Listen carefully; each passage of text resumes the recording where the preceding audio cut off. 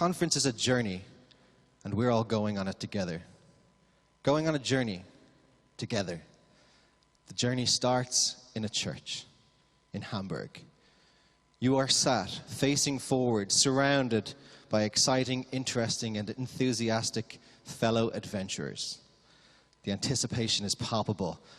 The lights have faded. You look around, and your fellow adventurers have disappeared. Where have they gone, you wonder? But you hear a voice, and the voice says, "Psst, psst, come here, come here." There's a door ahead of you, a wooden door, circular, homely. You open the door and you step out into what seems like paradise. Blue skies, green hills, and hobbits. You turn around and you realize you're standing outside Bilbo Baggins' house. In fact, there are hobbit holes everywhere. The voice again, "Welcome to the Shire." Suddenly, a huge gust of wind and a swooping down with a woman on his back is Gwaihir, the eagle. The eagle squawks, "Squaw!" He looks at you and says, "Climb onto my back. We're going on a journey. I am your German wings." I was sponsored by Mind Matters, a full-stack web agency from Hamburg, to carry you and the speaker from New Zealand to Germany. Get on, it's the only way. You step onto the eagle's back, and Gwaihir flaps his huge wings. 23 hours later, you descend into the town of Hamburg, fly through the window of the Kulturkirche Altona, and the woman jumps off, and you suddenly realize what has happened. Sent on the back of a giant eagle, paid for by mindmatters.de, even though her journey is over, yours is only about to begin. Everyone, it's time for the first speaker.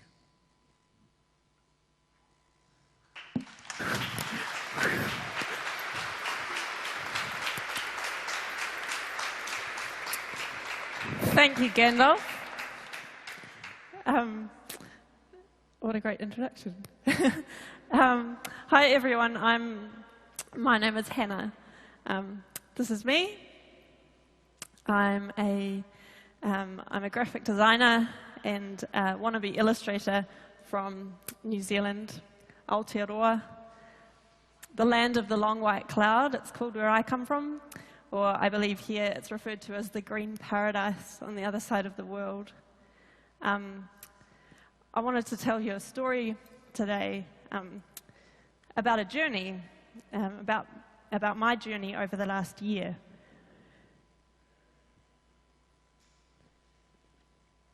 During the last year, I've lived in a seaside pad on a cliff top overlooking turquoise water and golden sands. I've lived in a mountain cabin amidst lush prehistoric forests.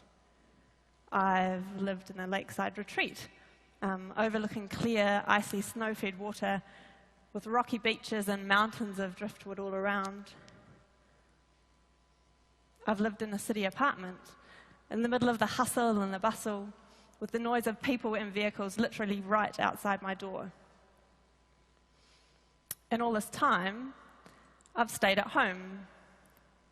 Autonomy has been mine. Freedom has been mine. Adventure has been at my doorstep. And new vistas have been just the turn of a key away. This is my home. Liberty the Great, große Freiheit. We converted her from a school bus just over a year and a half ago.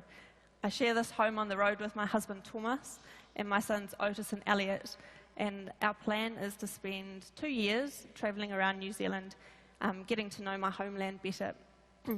Thomas is from Hamburg, and he's lived in New Zealand for 10 years, so obviously he knows way more about my country than I do. So we decided that we were going to have 2 years of adventuring before the boys needed to be in school. So the idea for this project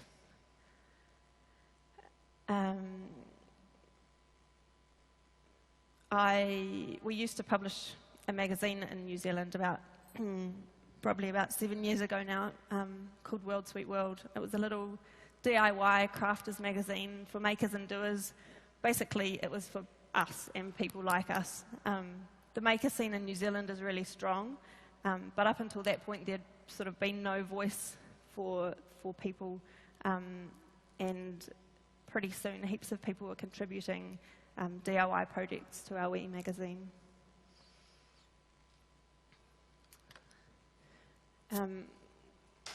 Everything from little wee projects like these greeting cards, making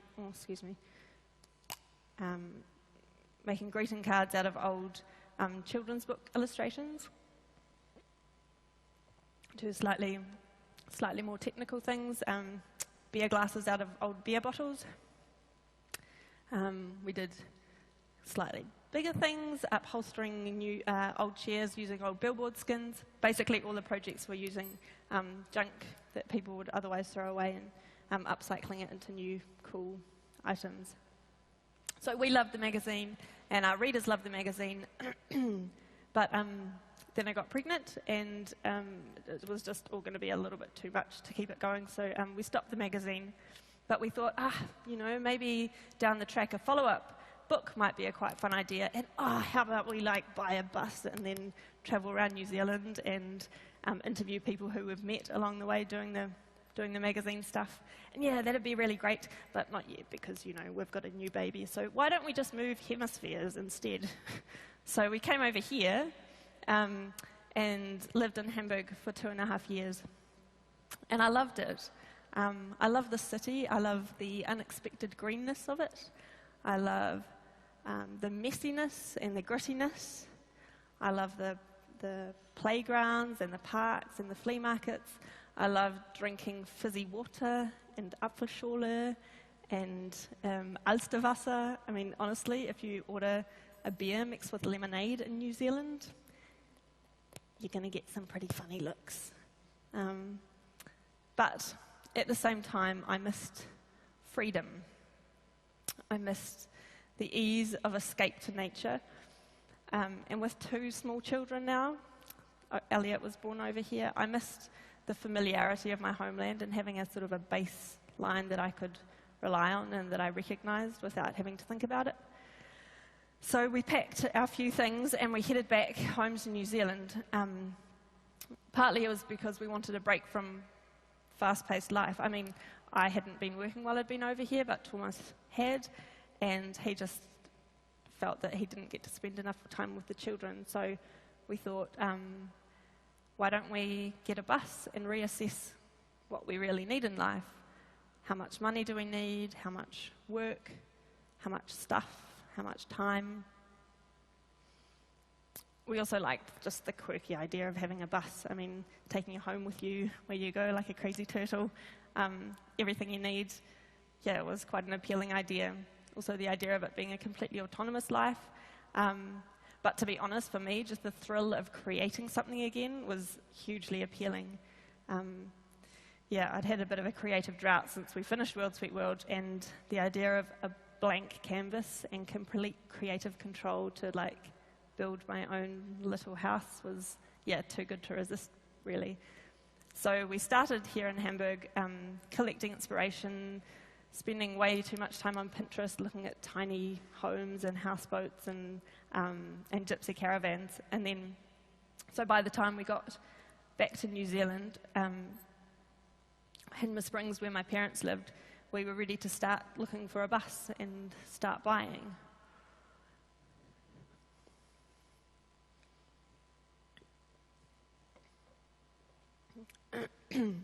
So we'd looked at a couple of buses, which honestly made my skin crawl. And then we found Liberty online. And it looked like a pretty good bus, but it was going to cost like $600 to fly up to where the bus was to have a look at it. So we kind of figured, I'm sure it'll be fine, and bought it anyway without heavy vehicle licenses. But that was our first opportunity since being back in New Zealand to experience the incredible generosity of people. A family friend who I hadn't seen for years offered to fly up and take the 2-day drive back down with the bus to bring it to us. When the bus arrived, a neighbour called up who I didn't know, just some friend of my parents, and was like, there's this homestead down the road that's being renovated. It's like a 100-year-old house, and there's a 100-metre-long pile of timber there, which is going to be burnt. Do you want it? Like, oh, yes, please, we do. So this may not look like a very amazing photo to you, but this is incredible heart remu. It's tough, and it's when we got it machined down, it was just stunning. It was a pretty exciting gift to be given. That's my dad in the photo. He's looking pretty excited. He loves wood, and he was the third member of our team, of our building team. He helped us out a lot. So before, this is what the bus looked like. We had to rip everything, rip all the air conditioning out, which wasn't working anymore.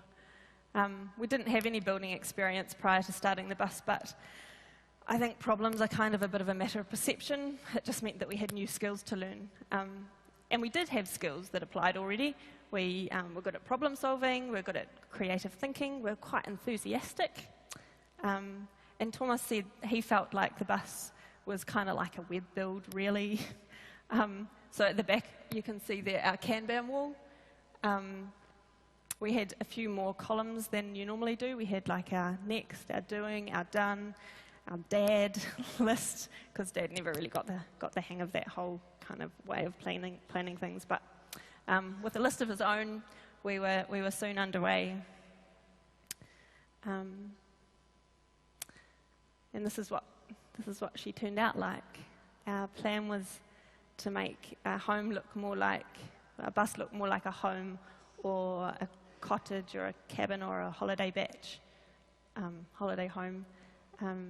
And I think we succeeded. I love it. I love my house. We've got everything we need. This is our little kitchen. Those kitchen cupboards were given to us again by friends. The milk bottles you can see I carried back from Germany in my luggage, wrapped in my socks. We don't have an oven, but the gas stove you can see, we use that pot on top of it for baking bread and all that kind of stuff. My family farm was a bit of a gold mine for materials, so we got other cupboard doors, and we got this panel that we used underneath the sink. All sorts of bits and bobs to make it kind of nostalgic and feel like home. We've got space to eat together, which is really a really nice part of living and working from home, that we get to share meals together a lot. We've got space to play. Obviously, with having two little kids with us, we needed to take that into consideration in the design of the bus. So this blackboard folds down into a little craft table. We tried to keep the width of the bus. You can see there, all that floor. We tried to keep the width quite spacious so that there was room on the floor to play. And often when people come into the bus, they're like, "Oh, this is way more open than I expected." We've got space to work. This is our office. Sitting on the end of the bed, the chair there, we kind of realized a couple of months into our journey that actually, you kind of do need a chair. Like perching on the bed isn't going to suffice. So we found this piece of wood on a junk heap at a campground and rustled something up, which works pretty well, actually. You can see the boys' bunks there. And Thomas is obviously sitting on our bed. We've got a tiny wee fireplace, which keeps us warm in the winter. It's pretty cute. That was another gifted thing, which we're really grateful for. So after 7 months back in New Zealand, and about 5 months solid building, Liberty was finished. We were ready to hit the road, finally, at the end of autumn, rather than the end of summer as we had planned.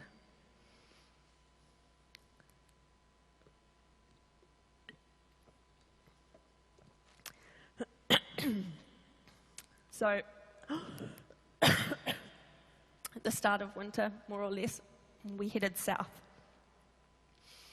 which in the northern hemisphere doesn't sound too bad, but where I come from, that's towards Antarctica. We set off to some pretty fine weather. The first day we had a little bit of a bumpy start. like half an hour down the road, there was this hissing sound by my ear and this high-pressure hose that we'd meant to kind of seal off properly, burst the gaffer tape, and it started, flapping all around the show. But luckily, we were close to a garage, and we managed to sort that one out. And 2 more hours down the road, I took a sort of an optimistic turn out of a parking lot and scraped the side of the bus. But we just considered ourselves lucky that we hadn't got that paint job that we'd been weighing up getting. So I think it was our second night, we pulled up to a beach just out of Timaru with the most amazing sky and the most beautiful beach covered in huge stones and driftwood, and just basically pretty awe-inspiring. And then this dude hooned up on his quad bike. He was like, "Oh, hey, do you guys like fish?" Like, "Yeah, we like fish. Here, would you like this enormous, amazing red cod?" Like, "Oh, yes, please, thank you."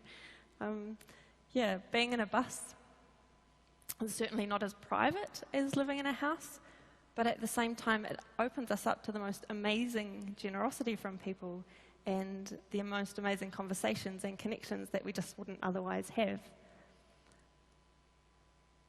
So the first 2 weeks we had a pretty amazing holiday, exploring, adventuring.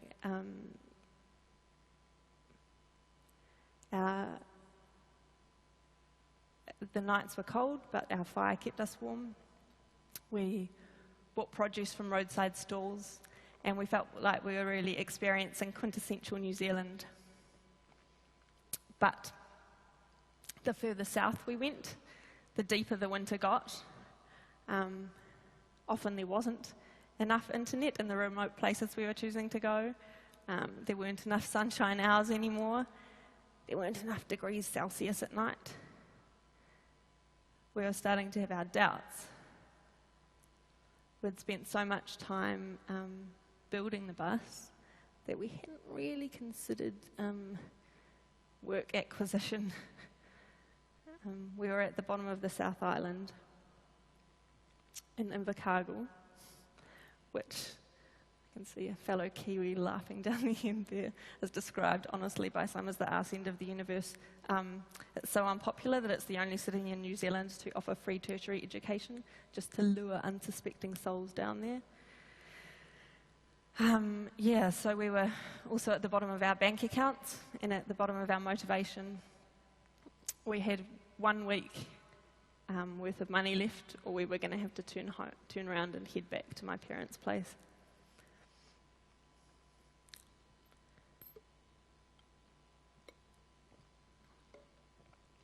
But again, if you look for problems, that's all you're going to see. Whereas if you look for possibilities, then you'll find them everywhere. You find what you look for.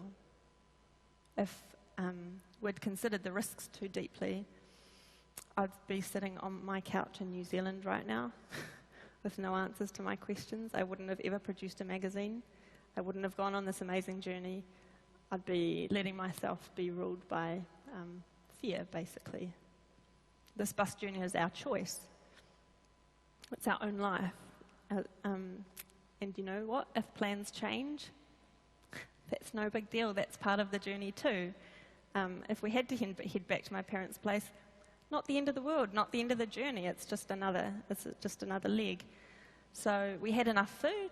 We bought a heater, which really helped. We put the word out on Facebook, and within the week, work came in. We had a small web build to do for a friend, and then Thomas's ex-employer here in Hamburg, Jim Doe, got in touch with some contract work, which actually kept us going for a few months, which was pretty amazing. So thanks any Jim Doe people here that were involved with that. It was amazing. So we were getting answers to our questions. How much money did we need? Actually, to be honest, not a whole lot. So winter turned into a bit of a hibernation time for us. We hunkered down, we focused on work. Again, we seemed to be always at the receiving end of generosity. People leaving the country often would just like offload uneaten food to us. But way too much salt and oil, but also some pretty cool care packages as well. We got given wood, we got given clothes for the children. And once we'd put the word out, friends and ex-workmates and ex-employers just got in touch with us. We'd spent enough time working in the industry that our contacts kind of trusted us to do good work, and so the work came in. And as all seasons do, winter ended. We crossed the Haast Pass in September, and just like that, it was over.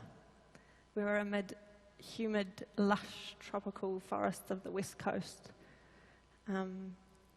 Spring felt to me like a real creative kickstart after 4 years not being in paid work. The natural world around me I found incredibly inspiring. I was inspired to draw and to write poetry and to weave crazy little headbands for my children out of seagrass. I carved spoons with my pocket knife. And all the time I was inspired by the places we were in.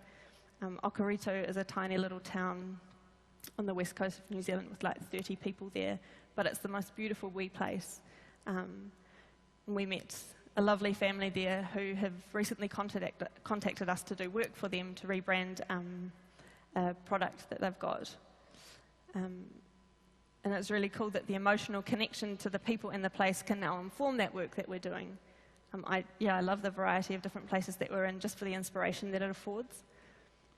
Up the coast a little bit in Punakaiki, surrounded by subtropical rainforests, I couldn't really do anything but create this botanical wreath for a marriage celebrant that needed a website and a rebrand. So we had work and we had inspiration, which is great. But being on the road and not being on holiday, what does that look like? It means that we don't always get to see all of the tourist sites. We don't kind of do heaps of stuff in each place where we are, but a work break at the same time just means a walk on the beach often. We're learning to integrate work into our everyday lives, which is pretty amazing. We're not just waiting to clock off and then re-enter family life again, but it's all mixed up together. Sometimes it does feel a bit like we're cheating the system, like we're not doing proper work or something, but we're learning to own the fact that it is actually a valid way of living too. It's just a different choice that we've made. And other people seem to connect with what we're doing too. We met this guy at a children's party who was a photographer and writer, and he wanted to do an article for a national magazine on us. He took some amazing photos, and it's a pretty special memento, but it's also really affirming in terms of what we're doing. You know, we're doing what we're doing because we love it, and it's what we really want, and it's answering our own questions about living, but and it's helping us get to know ourselves better. But the fact that we're inspiring others as well tells us that we're kind of on the right track, and we must be doing something right. And new clients have contacted us through this because of the article in the magazine as well, just because we seem like the right type of people. One even said that they want to support us because we're following our dreams, basically, which is, pretty humbling. So we started out at the beginning, as I said, thinking about doing a World Sweet World book.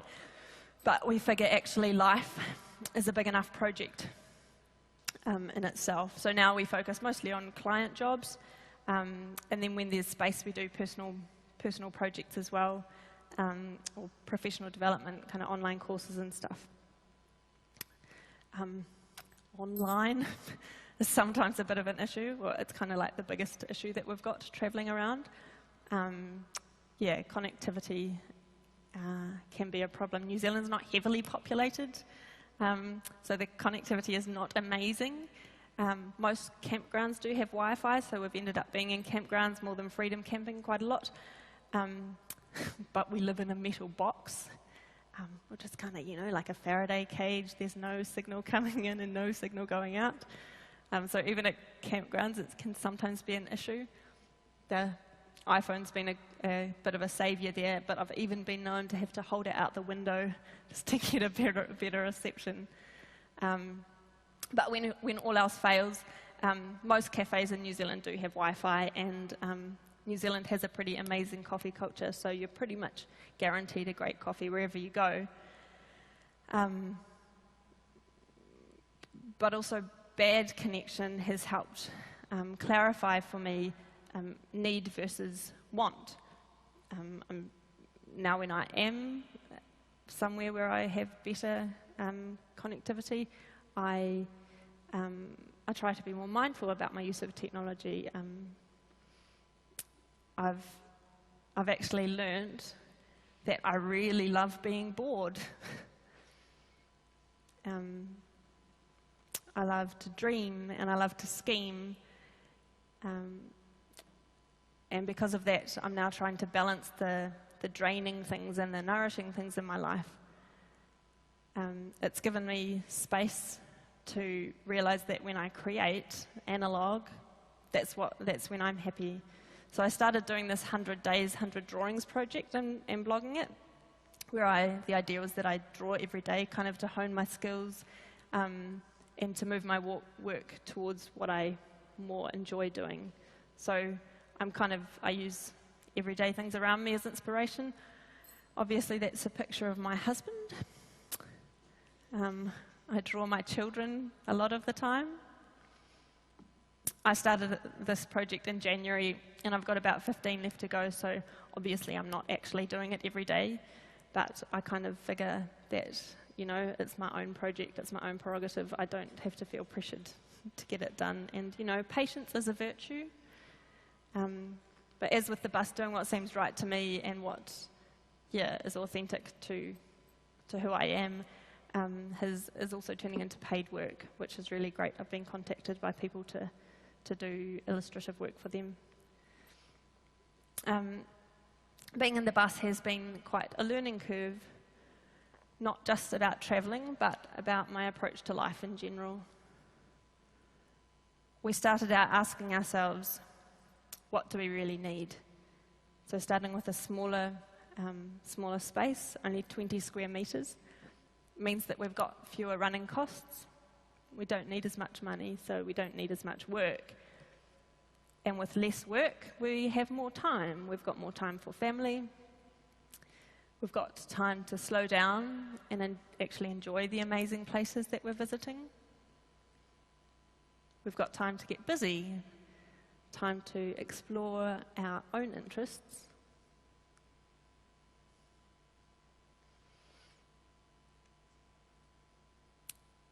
If we had been looking for the problems, we'd never have started. But if we look for possibility, which is what we're trying to do, if we look for inspiration and for yes moments, they're actually freaking everywhere. We've seen amazing places. I've completely loved the last year and all its ups and downs, and I'm really looking forward to the next one. If you were to ask me what the best place was that we've visited so far, honestly, it might be really cheesy, but I can truly say that there's no place like home. Thank you. The end.